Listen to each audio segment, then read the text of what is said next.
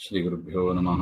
ಕಾಂತಾಯ ಕಲ್ಯಾಣಗುಣೈಕಧಾಮ್ನೇ ನವದ್ವನಾಥಪ್ರತಿಮಪ್ರಭಾಯ ನಾರಾಯಣಾಯಾಖಿಲಕಾರಣಾಯ ಶ್ರೀಪ್ರಾಣನಾಥಾಯ ನಮಸ್ಕರೋಮಿ.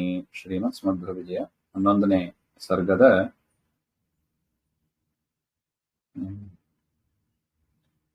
25ನೇ ಶ್ಲೋಕ.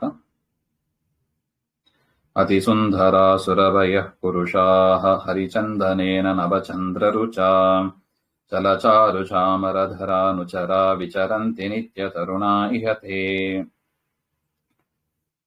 ಇಲ್ಲಿ ಪುರುಷರ ಮೋಕ್ಷದಲ್ಲಿ ಇರತಕ್ಕ ಸ್ತ್ರೀ ಪುರುಷರ ವರ್ಣನೆ ಬರುತ್ತದೆ ಇನ್ನು ಮುಂದೆ ಕೆಲವು ಶ್ಲೋಕಗಳಲ್ಲಿ. ಅಲ್ಲಿ ಮೋಕ್ಷದಲ್ಲಿ ಮೋಕ್ಷ ಪಡೆದ ಮೇಲೂ ಕೂಡ ಹೇಗಿರ್ತಾರೆ ಹಾಗೆಂಬಾದರೆ ಒಂದು ಚಿಂತನೆ. ಅವರು ತುಂಬಾ ಸುಂದರರಾಗಿ ಇರ್ತಾರಂತೆ. ಅತಿ ಸುಂದರಾಹ ನವಚಂದ್ರ ರುಚ, ಉದಯಿಸಿದ ಚಂದ್ರನಂತೆ ಕಾಂತಿ ಉಳ್ಳವರಾಗಿ, ಹರಿಚಂದನೇನ ಸುರಭಯ, ಅದರ ಒಳ್ಳೆ ಸುಗಂಧ ಭರಿತವಾದ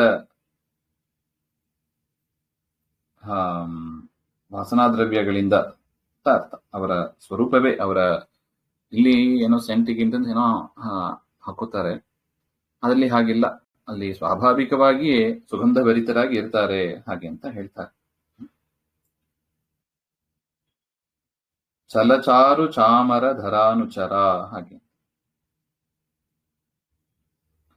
ಅಂದ್ರೆ ಅಲ್ಲಿ ಅವರ ಸೇವಕರು ಅಂತ ಯಾರು ಇರ್ತಾರೆ ಅವರು ಕೂಡ ಮೋಕ್ಷವನ್ನು ಹೊಂದಿದವರೇ. ಅವರು ಚಾಮರ ಬೀಸ್ತಾ ಇರ್ತಾರೆ ಹಾಗೆ ಅಂತ, ತಮಗಿಂತ ಉತ್ತಮರಿಗೆ ಚಾಮರ ಸೇವೆಯನ್ನು ಮಾಡ್ತಾ ಇರ್ತಾರೆ ಹಾಗೆ ಅಂತ.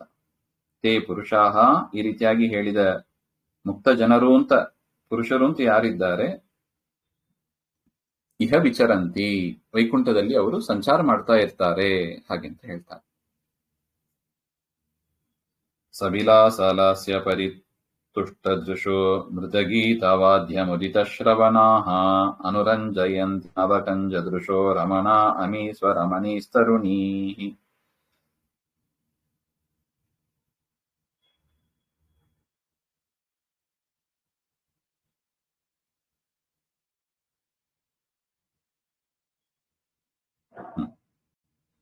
ಮತ್ತು ಸವಿಲಾಸ ಲಾಸ್ಯ ಪರಿತುಷ್ಟ ದೃಶಃ,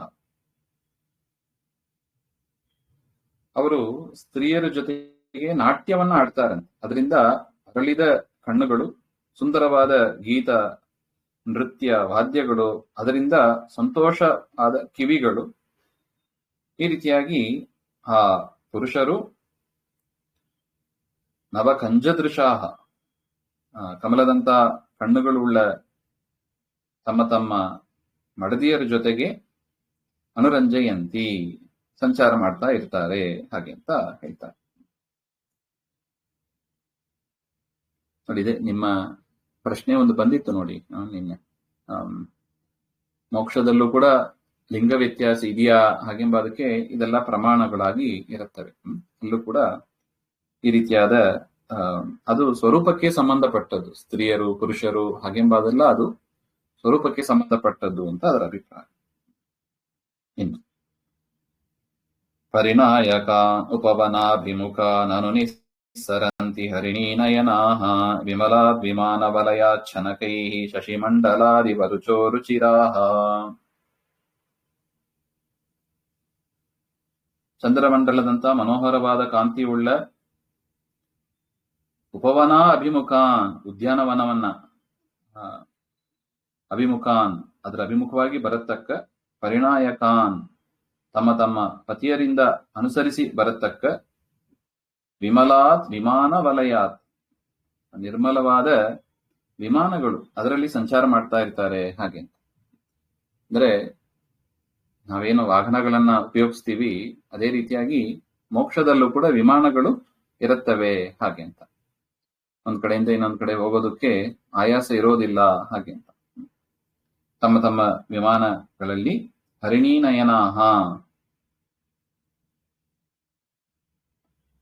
ಹರಿಣಿ ಅಂತ ಜಿಂಕೆ, ಅದರಂತ ಕಣ್ಣುಗಳು ಇರತಕ್ಕ ಆ ಸ್ತ್ರೀಯರು, ಅವರು ಕೂಡ ಎಲ್ಲರೂ ಉದ್ಯಾನವನಕ್ಕೆ ಬರ್ತಾ ಇದ್ರು ಹಾಗೆ ಅಂತ. ಒಟ್ಟು ತಮ್ಮ ಪತಿಯನ್ನು ಅನುಸರಿಸಿ ಬರ್ತಾ ಇದ್ರು ಅಂತ ಅರ್ಥ.